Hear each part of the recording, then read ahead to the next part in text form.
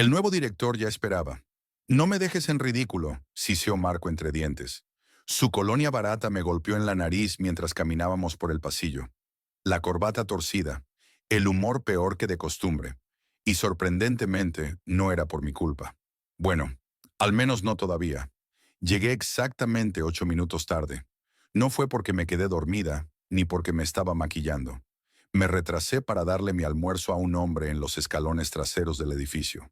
Llevaba un mono de trabajo desgastado y sostenía un termo roto. Ni una identificación, solo unos ojos cansados y los hombros caídos. Algo en su postura me lo dijo todo. La vida lo había golpeado demasiado fuerte. Le entregué la bolsa sin pensarlo. Marco no vio nada de eso. Él solo vio que llegué tarde. Para él eso significaba que yo era un error. Un problema que debía ser solucionado o despedido, según el humor de recursos humanos. No lo arruines, murmuró, apuñalando el botón del ascensor. Ya perdimos prestigio. Casi puse los ojos en blanco. El único prestigio que le importaba a Marco era el de sus selfies para clientes, mientras yo corregía las hojas de cálculo que él había destrozado. Si alguna vez te has sentido como un mueble en tu propio trabajo, me entiendes. Yo era la persona silenciosa en la esquina de cada foto de equipo, la que se quedaba hasta tarde, revisaba los informes que él estropeaba y luego veía cómo se llevaba todo el mérito. No, esto no es una historia de mala suerte. Son años de paciencia silenciosa, de ideas ignoradas y burlas disfrazadas de cumplidos. Sofía, haz lo más bonito para el cliente, decía después de que él lo había arruinado todo. Y si sigues escuchando, es porque quieres saber cómo termina esto. El ascensor sonó. Marco salió disparado, con los hombros hacia atrás, como si fuera a la guerra. Yo lo seguí. Me alicé la ropa y puse mi máscara de calma, la que había perfeccionado durante 6 años. Entramos en la sala de reuniones. Tarde. 12 cabezas se giraron hacia nosotros. Busqué un asiento libre con la mirada y me congelé. En la cabecera de la mesa, revisando una carpeta azul, estaba él, el hombre de los escalones, sin el mono de trabajo, sin el termo roto. Llevaba un traje oscuro y su silencio absorbía todo el aire de la sala. Marco, por supuesto, no se dio cuenta de nada. Ya había empezado su espectáculo. 8 minutos. Ese era el precio. Llegué 8 minutos tarde a la reunión que podía cambiar mi carrera para siempre. Pero mi jefe, Marcos, no vio un acto que me definía. Solo vio un error imperdonable. Todo empezó con un sándwich de pavo y aguacate. Mi único almuerzo del día. Mientras corría hacia el edificio, lo vi. En las escaleras traseras, donde nadie mira nunca, estaba sentado un hombre con un mono de trabajo desgastado.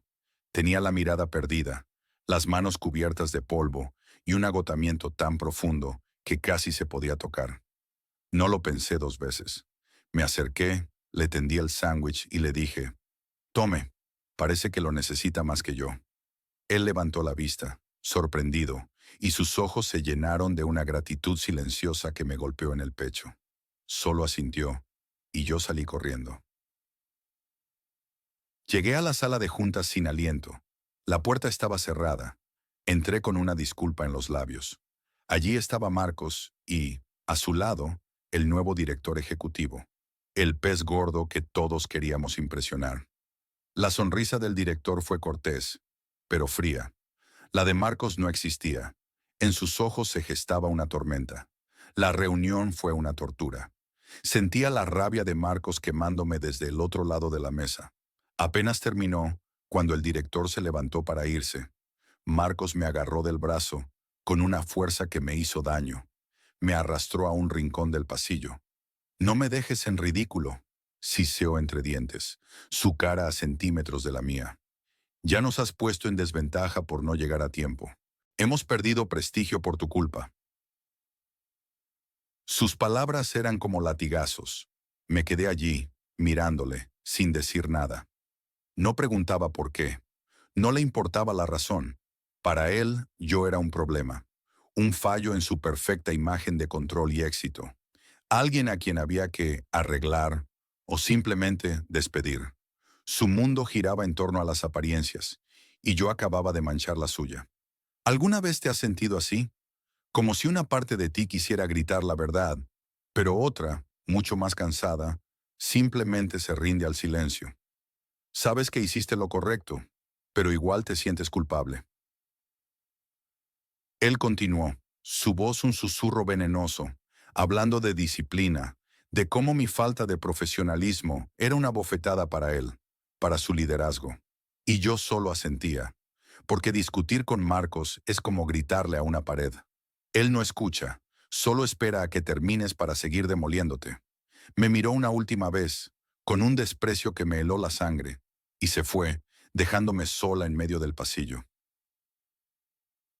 Pero ¿por qué aguanté su furia en silencio? ¿Por qué no le conté lo del hombre, lo del sándwich? Cualquiera pensaría que soy débil, que no sé defenderme, pero mi silencio no es debilidad. Es el resultado de una batalla que llevo librando durante años. Una lucha de la que nadie, absolutamente nadie, tiene la menor idea. ¿Alguna vez te has sentido como parte del decorado en tu propio trabajo? Si es así, vas a entenderme perfectamente. Durante años fui la persona silenciosa en la esquina, la experta invisible en arreglar los desastres de Marcos, mi jefe. Mi día a día era un ciclo interminable de corregir sus errores, siempre en la sombra, siempre sin reconocimiento. Hablo de desastres reales, desde las tablas de Excel que destrozaba con fórmulas rotas justo antes de una presentación importante, hasta esos correos electrónicos, escritos bajo los efectos del alcohol, que enviaba a los clientes a las 11 de la noche y que yo tenía que interceptar o disculpar a la mañana siguiente. Cada mañana llegaba a la oficina sin saber qué nueva crisis me esperaría. Recuerdo perfectamente su tono condescendiente, casi paternalista, diciendo, «Elena, ¿puedes poner esto un poco más bonito para el cliente?». Lo decía justo después de haber convertido un informe perfectamente estructurado en un caos incomprensible. Y yo, en silencio, asentía y lo rehacía todo desde cero. Todo el trabajo sucio, el que nadie ve pero que es fundamental para que la empresa funcione, era mío. Desde verificar códigos de proveedores para evitar facturas incorrectas, hasta reescribir por completo los textos que él presentaba como suyos. Mientras tanto, él construía su brillante imagen de líder exitoso, coleccionando felicitaciones y bonus que, en realidad, me pertenecían a mí. No, esto no era paranoia mía ni una simple sensación de injusticia. Era un sistema, años de humillación silenciosa y de apropiación de mi trabajo. Y finalmente, encontré la prueba que lo confirmaba todo. Sus conversaciones en el chat de la empresa con otros gerentes. Leí cómo se burlaba de mi excesiva atención al detalle, mientras, en el siguiente mensaje, se atribuía el mérito de un proyecto que yo había salvado. Es una sensación extraña, ¿verdad? Ver tu valor, tu esfuerzo, reducido a una broma escrita negro sobre blanco. Ese día, algo dentro de mí se rompió para siempre. Dejé de sentirme una víctima y empecé a sentir una calma helada, calculadora. Pasé el resto de la mañana preparándome, no con rabia, sino con una precisión quirúrgica. Con una máscara de absoluta tranquilidad en el rostro, caminé hacia la sala de reuniones principal. Iba a ser la reunión trimestral con los directores. Abrí la puerta, lista para la confrontación, para exponerlo delante de todos. Pero la persona que vi sentada justo al lado de Marcos me dejó sin aliento. Su presencia allí no estaba prevista. Y supe en ese instante que las reglas del juego acababan de cambiar para siempre. Entré en la sala de reuniones con el corazón a 1000 por hora. Odiaba llegar tarde.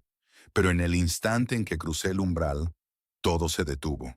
El tiempo, el aire, mis propios pensamientos. Porque allí, sentado a la cabeza de la enorme mesa de caoba, estaba él, el hombre al que le había dado mi sándwich hacía apenas 10 minutos. Pero ya no llevaba esa ropa gastada y sencilla. Ahora vestía un traje carísimo, hecho a medida, que parecía valer más que mi coche. Su silencio era denso, casi físico, como si estuviera absorbiendo todo el oxígeno de la sala. Javier, por supuesto, no notó nada. Siempre cegado por su propio ego, ya había empezado su show particular. Se pavoneaba frente al director financiero, gesticulando y hablando en voz alta sobre sus supuestos logros. Estaba vendiéndose como el próximo salvador de la compañía, como siempre hacía en cada reunión importante. Se veía tan ridículo, tan pequeño, sin tener la menor idea de quién estaba sentado en silencio a su lado. El director financiero, el señor Ramírez, por fin se aclaró la garganta, interrumpiendo el insufrible monólogo egocéntrico de Javier. Gracias a todos por venir. Comenzó con una formalidad que anunciaba algo grande. Me complace presentarles al hombre que guiará nuestra empresa hacia un nuevo futuro. Hizo una pausa dramática. A partir de hoy, nuestro nuevo director general es el señor Mateo Vargas. El nombre resonó en el silencio, pero mi cerebro solo podía procesar una cosa. Mateo Vargas era el hombre de las escaleras, el hombre que compartía mi almuerzo. En medio del murmullo de sorpresa que llenó la sala, él levantó la vista. Sus ojos encontraron los míos directamente a través de la larga mesa. Y entonces me dedicó un asentimiento casi imperceptible. Un gesto minúsculo, un secreto compartido solo entre nosotros dos en una sala llena de extraños. ¿Alguna vez has sentido esa electricidad silenciosa? Ese momento en que compartes un secreto con alguien en una habitación llena de gente que no tiene ni idea. Es una sensación extraña, como estar en el centro de un huracán en calma. El cuerpo de Javier se quedó congelado, como un holograma con interferencias.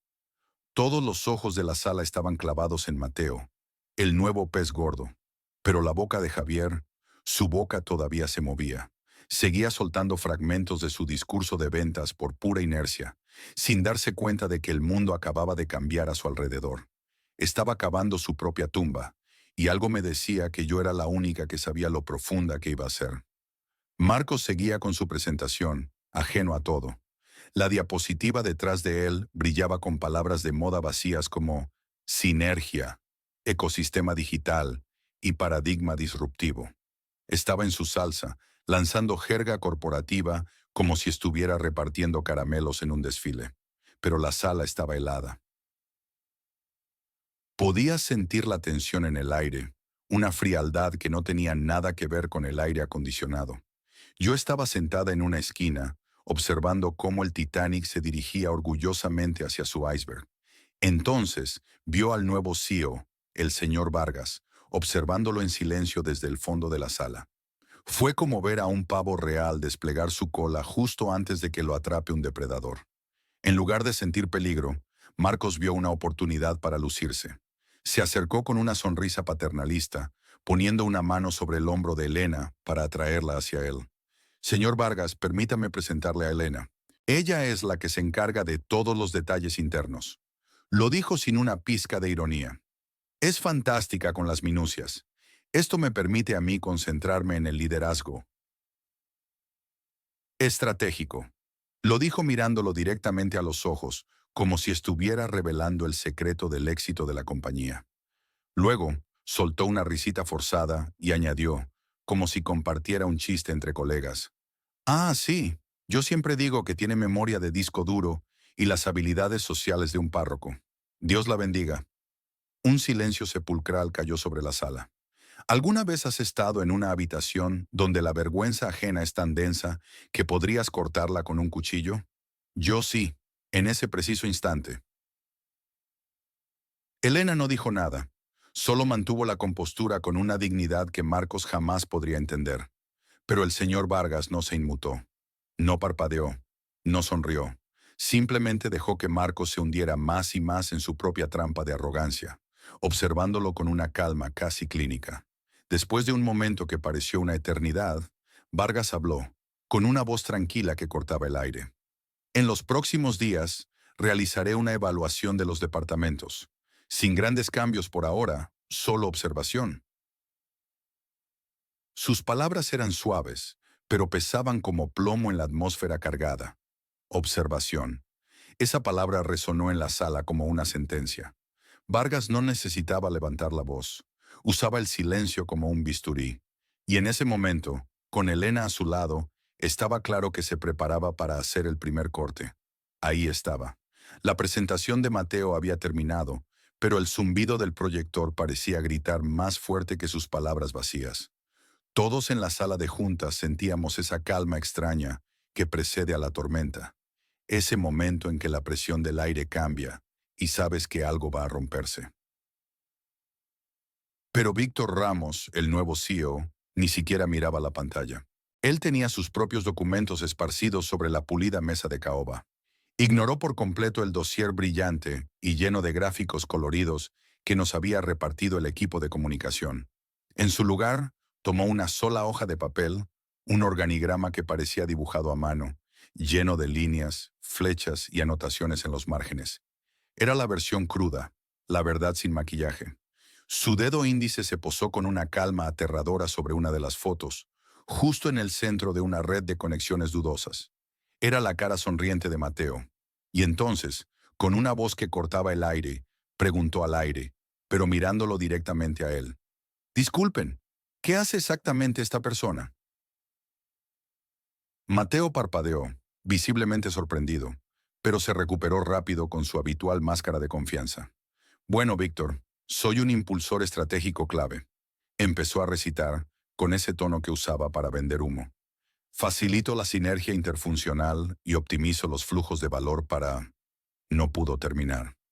Ramos levantó una mano. Un gesto pequeño pero definitivo. Le estoy pidiendo claridad, Mateo, no palabras de moda.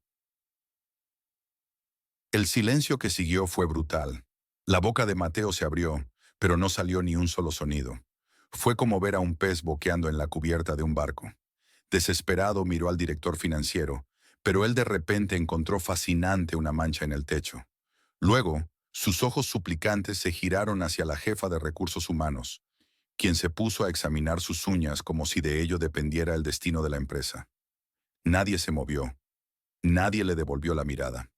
¿Alguna vez has sentido ese vacío en el estómago? Ese momento helado en el que te das cuenta de que, pase lo que pase, nadie va a correr para salvarte. La sala entera contuvo la respiración. El mago de las presentaciones se había quedado sin trucos. El sombrero estaba vacío, porque la verdad es que nunca hubo nada dentro. Todos pensamos que ese era el golpe de gracia, la humillación final frente a todo el comité directivo. Pero nos equivocamos. Ramos aún no había terminado. Se inclinó un poco sobre la mesa, sus ojos clavados en Mateo, que ya parecía una estatua de sal. Su voz bajó un tono, volviéndose más íntima, más personal. Y su siguiente pregunta fue 1000 veces más cruel. Empieza el monólogo. El narrador mira directamente a la cámara, con una expresión seria e intensa. ¿Qué pasaría si tu puesto de trabajo desapareciera mañana? ¿Si de repente dejara de existir? Si no puedes responder a esa pregunta al instante, quizás seas el siguiente en la lista. La sala de reuniones estaba helada, aunque la calefacción funcionaba perfectamente. Adrián Soto, el nuevo solucionador de problemas de la central, ya había terminado con el resto de nosotros. Había sido rápido, casi quirúrgico, y entonces se giró hacia nuestro jefe, Marcos. Hubo una pausa. Todos contuvimos la respiración. Adrián no preguntó qué hacía Marcos en su día a día. No, fue mucho más inteligente y mucho más cruel. Reformuló la pregunta, y fue brutal. Marcos, dijo con una calma que te helaba la sangre, si mañana este puesto quedara vacante, ¿qué función específica dentro de la empresa dejaría de funcionar? La pregunta quedó flotando en el aire. La cara de Marcos, normalmente pálida y arrogante, se puso de un rojo intenso, casi morado. Empezó a balbucear, a mover las manos sin sentido. Habló de firmar presupuestos, de supervisar al equipo. Mencionó las reuniones de control y los informes de rendimiento. Dijo cosas que cualquier gerente del mundo podría decir, pero no pudo nombrar ni una sola tarea concreta que realizara él, y solo él. Adrián esperó a que el incómodo monólogo de Marcos se apagara, y entonces, con una voz tranquila, casi un susurro, lanzó el golpe de gracia. ¿Y usted qué hace personalmente? Se hizo un silencio absoluto. Podías oír el zumbido casi inaudible del proyector. Sentí como el sudor me corría por la espalda, y ni siquiera me estaban interrogando a mí. El narrador hace una pequeña pausa. Su mirada se suaviza un momento, como si recordara la escena y se dirigiera a un confidente. ¿Alguna vez has visto a alguien desmoronarse así, en tiempo real? Es una sensación extraña, casi incómoda de presenciar. Vuelve la intensidad a su mirada. Marcos, completamente derrotado, con la mirada clavada en la mesa, finalmente susurró: Bueno, supongo que simplemente mantengo todo en funcionamiento. Fue una confesión de inutilidad. El rey estaba desnudo, y todos lo estábamos viendo. Adrián esbozó una sonrisa que no llegó a sus ojos, una sonrisa fría y afilada. Vamos a comprobarlo, dijo con una lentitud deliberada, y luego añadió una palabra que sonó como una sentencia. Bien. Fue como si una bomba hubiera explotado en silencio. Salimos de la sala sin mirarnos, sintiendo el eco de esa humillación. Pero la verdadera onda expansiva llegó a la mañana siguiente. La auditoría comenzó a las 6:47 de la mañana con un correo electrónico oficial. Las garras estaban cuidadosamente escondidas bajo el papel corporativo y el lenguaje de recursos humanos.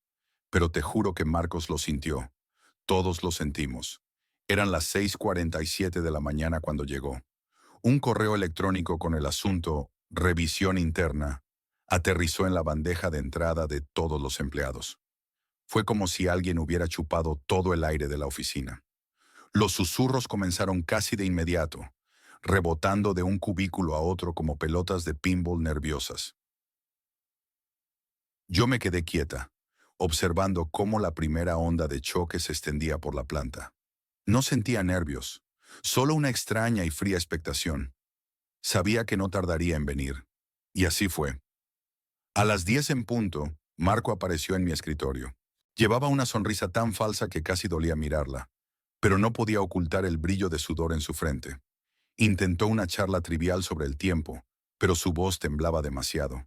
El cazador se había convertido en la presa, y olía a miedo. Se inclinó, apoyando las manos en mi mesa como si necesitara sujetarse a algo sólido. Elena, los auditores, están pidiendo todo, susurró, y su aliento olía a café y pánico. Nóminas, recibos, informes de kilometraje. Hizo una pausa, como si la siguiente pregunta le costara un esfuerzo físico. ¿Quién demonios está escarbando en el kilometraje? Apenas me encogí de hombros. Lo miré con la misma expresión neutra que había practicado durante semanas. Quienes saben dónde buscar. Sus ojos se abrieron de par en par. La falsa amabilidad se desvaneció, dejando al descubierto el terror puro. Pude ver cómo las piezas encajaban en su mente, una por una, formando una imagen que no quería ver. Su voz fue apenas un hilo. Esta auditoría, ¿eres tú? Hubo un silencio que pareció durar una eternidad. Lo sostuve con la mirada, sin parpadear. Y entonces, con una calma que lo destruyó por completo, respondí: sí. Se quedó sin aire, como si le hubiera dado un puñetazo. No dijo nada más. Simplemente se dio la vuelta y se alejó, caminando como un fantasma por el pasillo. Yo no sentí triunfo ni placer, solo la serena certeza de que el primer dominó había caído. La chispa ya estaba encendida. No necesitaba malgastar mi energía avivando el fuego. ¿Sabes esa sensación, verdad? Esa extraña paz que llega justo cuando todo está a punto de estallar. Es como si supieras que ya no hay vuelta atrás, que solo queda observar cómo se desarrollan los acontecimientos que tú misma pusiste en marcha. Poco después, un ping en mi ordenador rompió el silencio. Era un nuevo correo de recursos humanos. El asunto era simple: solicitud de colaboración. Lo abrí. Con un lenguaje corporativo muy cuidado, me pedían ayuda para agilizar la investigación, dada mi familiaridad con los procedimientos del departamento. Una pequeña sonrisa, esta vez real, se dibujó en mis labios. Moví el ratón y abrí la carpeta que llevaba meses preparando en mi escritorio. No tuve que buscar mucho. Ya lo tenía todo. Claro, aquí tienes el monólogo. Recursos Humanos me pidió ayuda con una auditoría. Solo necesitaban unos pocos documentos, o eso dijeron. Yo sabía exactamente lo que estaban buscando, aunque no se atrevieran a decirlo en voz alta. Lo que les envié no eran simplemente documentos. Eran años de mentiras de mi jefe, marcos, cuidadosamente organizados por fecha. Ese era mi verdadero trabajo, mi proyecto secreto, el arma que había estado construyendo en silencio durante todo este tiempo. Tenía todo, cada formulario de reembolso que Marcos desviaba a la empresa de su amigo, cada código de proveedor falso que había creado para desviar fondos, cada ticket de esas cenas de trabajo que en realidad eran borracheras épicas con sus colegas. Mi base de pruebas era impecable, archivos adjuntos con marcas de tiempo, cadenas de correos electrónicos y mis propias notas, precisas y sin un solo juicio de valor. La objetividad era mi escudo y mi espada. Yo era la mujer silenciosa con buenos archivos y una memoria aún mejor. Todo estaba ahí, un relato perfecto de su codicia. ¿Alguna vez han sentido que guardan un secreto tan pesado que casi pueden sentirlo en sus manos? Como un arma cargada que llevas años sin saber si disparar. Con una calma que me sorprendió a mí misma, adjunté mi archivo perfecto en un correo y pulsé enviar. No hubo duda, ni un segundo de arrepentimiento, solo una sensación de alivio frío y cortante. La respuesta de recursos humanos llegó en minutos. Fue corta, pero letal. Gracias. Esto ha sido muy detallado. En esas pocas palabras, supe que todo había terminado para él. Supe que la bomba había sido activada y el temporizador corría.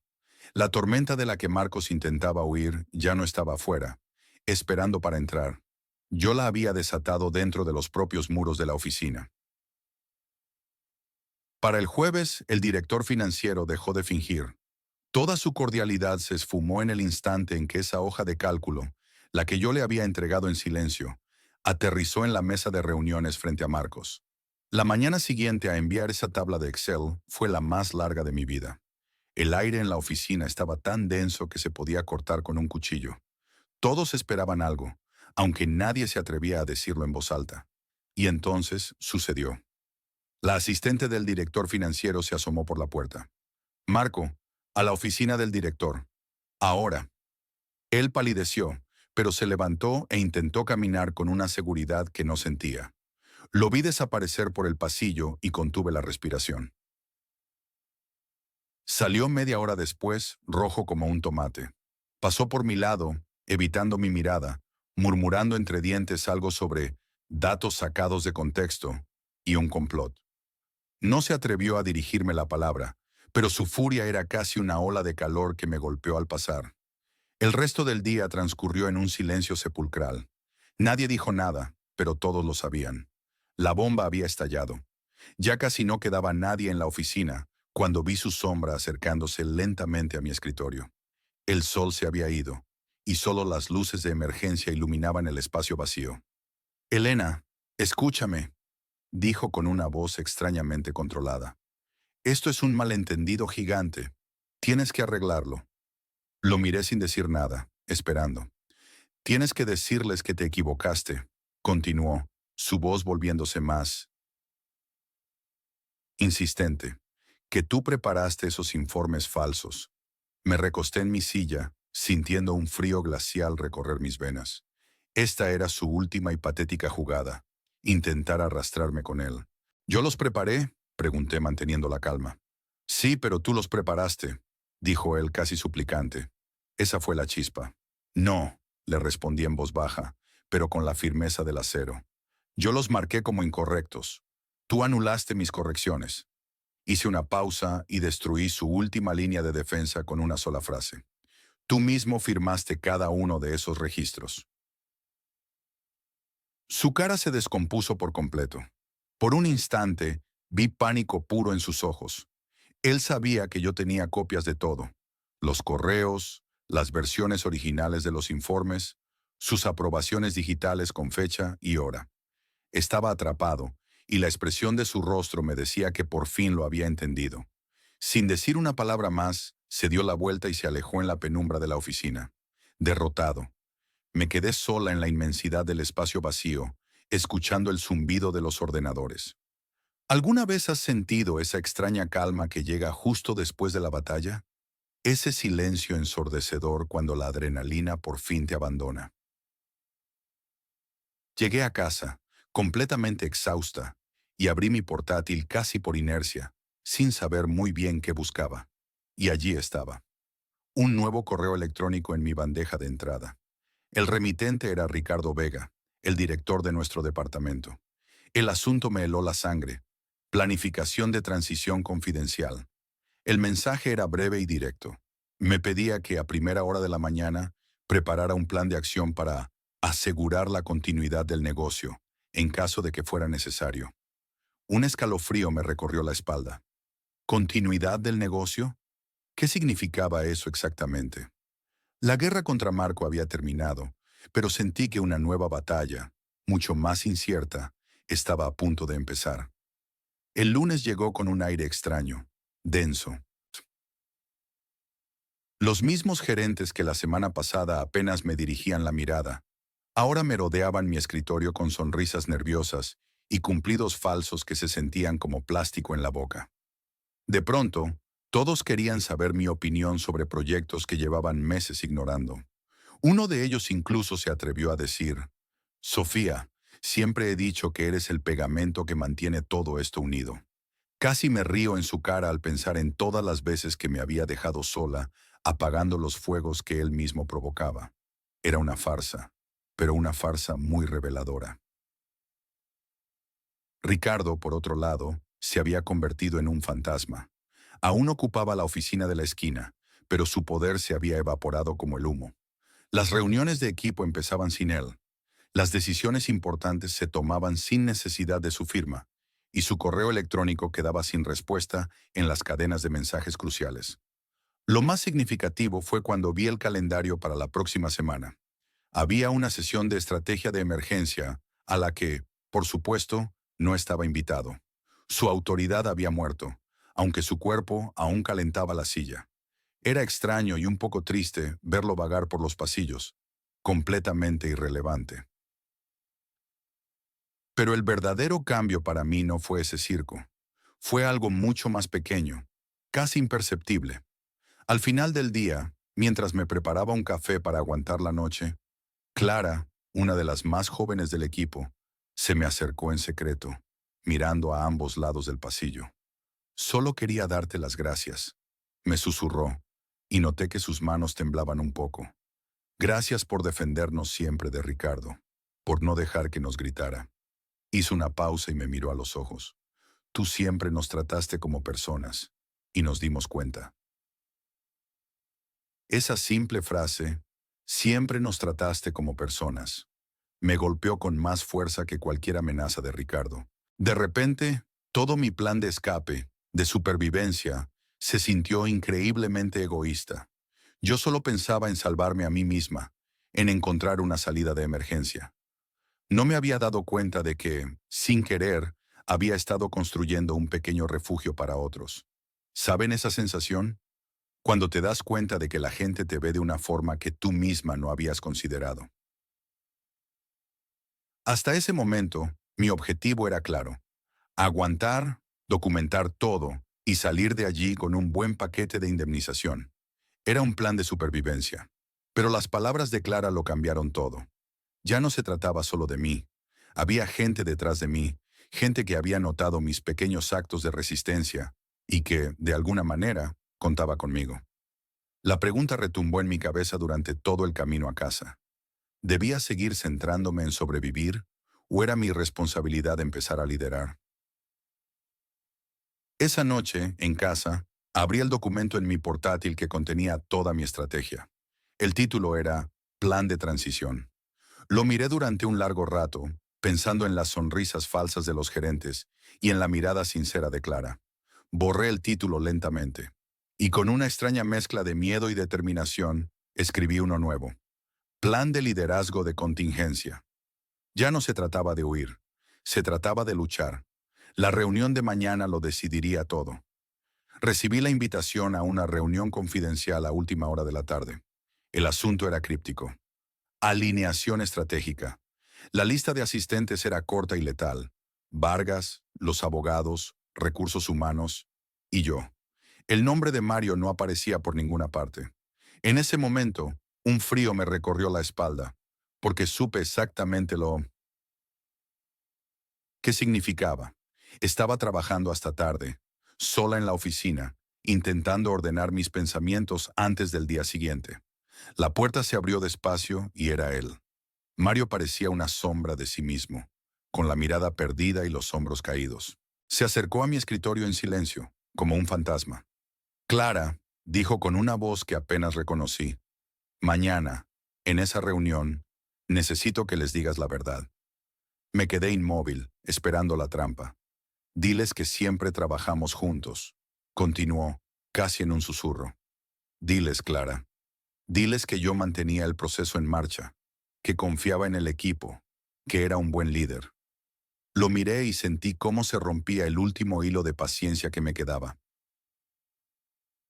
¿Alguna vez has sentido ese momento exacto en que te das cuenta de que alguien nunca, jamás, verá tu verdadero valor? Es un clic silencioso pero demoledor. Una risa amarga se escapó de mis labios antes de que pudiera detenerla. ¿Quieres que te salve, Mario?, le pregunté, y mi voz sonó más dura de lo que esperaba. Entonces deberías haberme visto cuando de verdad importaba. Me levanté y lo encaré. Durante años he sido tu póliza de seguros personal. Le vi parpadear confundido.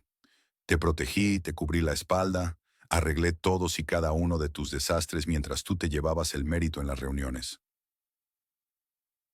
Yo dejé que la gente pensara que éramos un equipo. Continué, sintiendo cómo cada palabra liberaba años de frustración.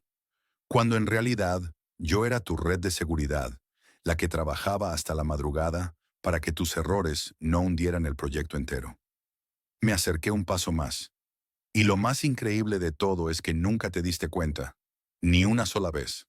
Su cara era un poema de incredulidad, como si le estuviera hablando en otro idioma. No voy a mentir por ti, sentencié. No voy a construir una farsa para salvarte de las consecuencias de tus propios actos. No esperé su respuesta. Tomé mi bolso y mi abrigo. Pasé a su lado sin mirarlo, dejándolo allí, parado en medio de mi oficina, bajo la luz fría de la noche. Mañana, por fin, el silencio iba a hablar con toda su fuerza. Claro, aquí tienes el monólogo. Número de bloque, 12, título, La caída del titán. A Marcos lo despidieron delante de toda la oficina, pero lo más ensordecedor fue el silencio con el que ocurrió todo. Eran exactamente las 9:07 de la mañana. Lo recuerdo porque justo en ese momento dejé de oír el tintineo de las cucharas en las tazas de café y el murmullo de los teclados. El aire se congeló. Dos hombres de seguridad, vestidos de traje pero sin corbata, aparecieron junto a su escritorio.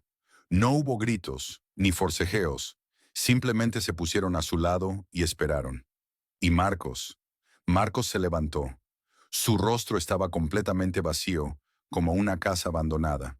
Dejó su teléfono sobre la mesa, junto a una foto de su familia, y empezó a caminar entre ellos. Nadie se atrevió a levantar la vista. Todos clavamos los ojos en nuestras pantallas, en nuestros papeles, en cualquier sitio que no fuera él. Era un fantasma recorriendo el pasillo de su propio reino, por última vez. Fue como un funeral en vida, donde el muerto aún podía ver cómo todos fingían que no estaba allí. Justo antes de llegar a la puerta, se detuvo. Giró la cabeza y me miró. Yo estaba dentro de la sala de reuniones, esa con paredes de cristal que él tanto odiaba. Nuestros ojos se encontraron a través del vidrio. Él buscaba algo, no sé, una señal, compasión, una última conexión, pero yo no moví ni un músculo. Mantuve la mirada fija en los documentos que tenía delante, aunque en realidad no veía nada. La última cara que vio en esa oficina fue la de la mujer a la que había ignorado durante meses. ¿Alguna vez has sentido ese tipo de silencio? Ese que grita más fuerte que cualquier palabra. Es un poder extraño, ¿verdad? Los hombres de seguridad lo guiaron suavemente hacia la salida. La puerta se cerró detrás de él con un clic suave, casi imperceptible. Y entonces, el hechizo se rompió. Inmediatamente la puerta de la sala de reuniones se abrió y entró Andrés Vega. No me miró a mí, sino a la puerta por la que acababa de desaparecer Marcos, como si estuviera confirmando que el espectro se había ido para siempre. Luego se giró hacia mí. Sus ojos eran fríos, calculadores, Con una voz tranquila, sin rastro de triunfo, dijo una sola palabra. Empecemos. En ese instante, su asistente me entregó una nueva tarjeta de identificación. La tomé. Mi foto estaba ahí, mi nombre también. Pero debajo, donde debía poner mi cargo, no había nada. El espacio estaba en blanco. El show del charlatán había terminado. Pero, ¿cómo es el verdadero poder? La escena final estaba a punto de revelar todas las respuestas. Una semana después, la vida se sentía diferente. Estaba sentada en la silla de Marcos, en la misma sala de juntas donde él me había humillado tantas veces. Pero su nombre ya no estaba en la puerta. En la pizarra blanca, frente a mí, había un nuevo organigrama dibujado a mano.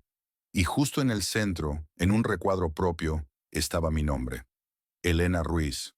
Operaciones estratégicas. Sentí un escalofrío al leerlo. Era real. Estaba pasando. La puerta se abrió y entró Andrés Castillo. No dijo nada, solo me miró, luego a la silla vacía de Marcos y después a mi nombre en la pizarra. Una ceja se arqueó ligeramente, pero su rostro permaneció impasible. El aire se llenó de una tensión expectante. ¿Qué iba a decir? ¿Iba a felicitarme? ¿O a cuestionar la audacia de todo aquello?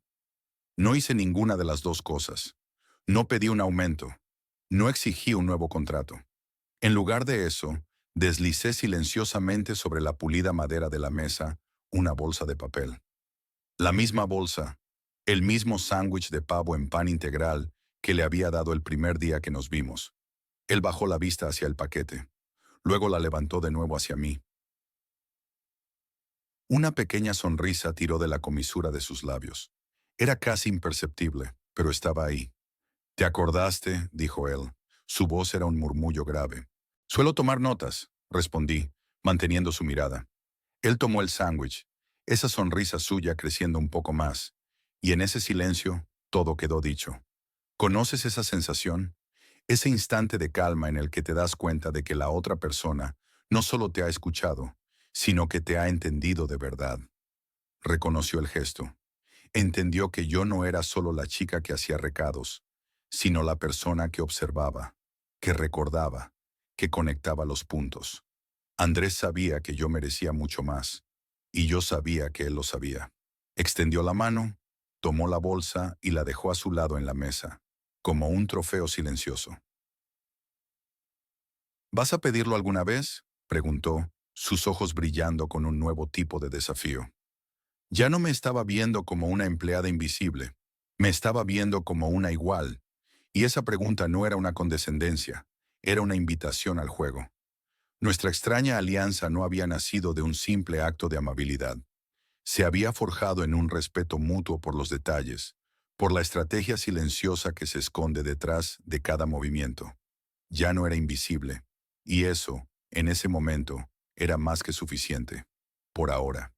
Claro, aquí tienes el monólogo final para el outro, diseñado para resumir la historia, conectar emocionalmente y dejar una potente intriga para el futuro. El tono es reflexivo, cercano y cargado de emoción contenida. Se dirige directamente al espectador. Qué final, ¿verdad? Es casi imposible no sentir una especie de alivio. Ver a Carl, el arquetipo del jefe tóxico y narcisista, caer por su propio peso, es esa justicia poética que, admitámoslo, a veces deseamos en secreto. Recordamos a Judith llegando tarde solo 8 minutos por un acto de pura humanidad, y siendo humillada por un hombre que, irónicamente, vivía de su trabajo y su inteligencia. Su silencio inicial no era debilidad, era la calma que precede a la tormenta perfecta, una tormenta que ella misma había estado documentando durante años. Pero esta historia va mucho más allá de una simple venganza corporativa. Es un espejo para cualquiera que alguna vez se haya sentido invisible en su propio trabajo. Para todos los que han sido la persona tranquila en la esquina, la que arregla los errores en silencio mientras otros se llevan el crédito, la que soporta humillaciones con una sonrisa forzada. El viaje de Judith nos recuerda que la dignidad no se negocia y que defender nuestros límites no siempre requiere un grito, sino a veces solo un archivo bien guardado. Y lo más fascinante es cómo lo logró.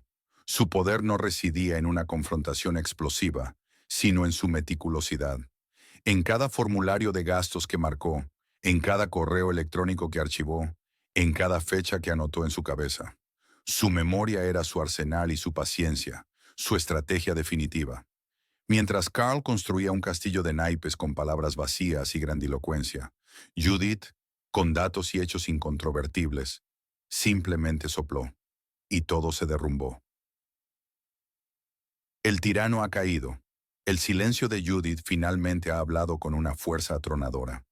Ahora ocupa el lugar que le corresponde, no por un ascenso regalado, sino por derecho propio, ganado a pulso. El sándwich de pavo cerró el círculo, un símbolo de que las pequeñas acciones de humanidad a veces tienen las consecuencias más grandes. Pero aquí, justo aquí, es donde la historia se vuelve realmente compleja y para mí, mucho más interesante. Thomas Hale, el CEO, parece el caballero de brillante armadura, el catalizador de esta justicia divina. Reconoció su valor, su integridad, gracias a un simple gesto, o eso es lo que la superficie nos muestra. Piénsenlo por un segundo. Un CEO de su calibre, un hombre que llega de incógnito para evaluar su nueva empresa, toma decisiones tan drásticas solo por un acto de amabilidad. O Judith, con su increíble atención al detalle, su memoria fotográfica y su capacidad demostrada para desmantelar silenciosamente a un líder inútil desde dentro, ¿era exactamente la herramienta que él necesitaba para su propio juego? Ella se deshizo de su carcelero, sí, pero ¿y si, sin saberlo, acaba de entrar en una jaula mucho más grande y dorada? Ganó la batalla contra Carl, una batalla personal y necesaria, pero acaba de ser reclutada para una guerra mucho más estratégica, una que ni siquiera sabe que existe. El verdadero poder no siempre es visible. La verdadera partida de ajedrez, amigos míos, no ha hecho más que empezar.